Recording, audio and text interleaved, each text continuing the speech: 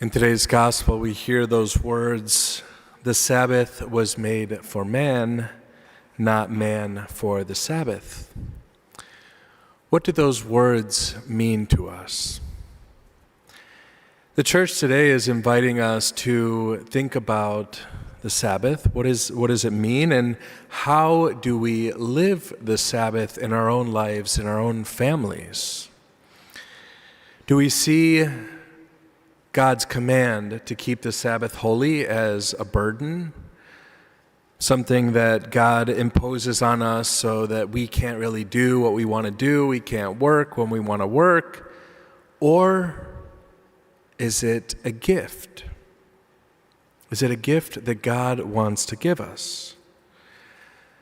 We live in a world that rarely stops, a world in which productivity is praised and busyness is worn like a badge of honor. And many of us fall into the trap of thinking that our worth comes from what we do, from what we produce, or how much we accomplish. And the Sabbath directly challenges that lie. The Sabbath teaches us that we're not machines designed to run endlessly. We're human beings and we have limits. We're created for more than work. We're created for relationship, for worship, for joy. And when we ignore the Sabbath, something begins to break down inside of us.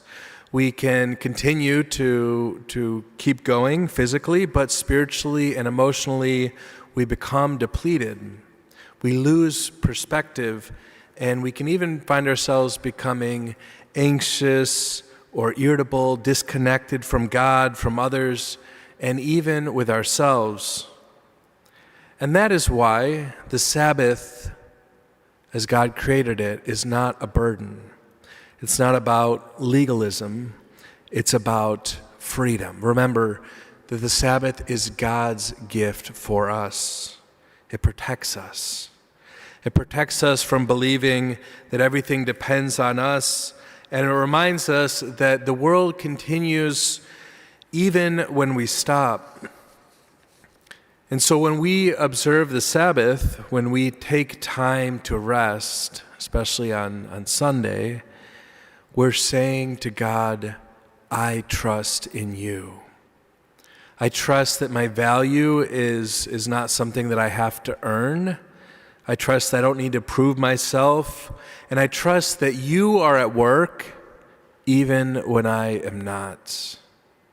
And that's a hard lesson for many of us.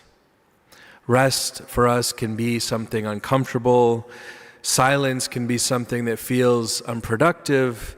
Doing nothing can even give us feelings of guilt. But that discomfort often reveals how deeply we have tied our identity to what we do rather than who we are as God's beloved children.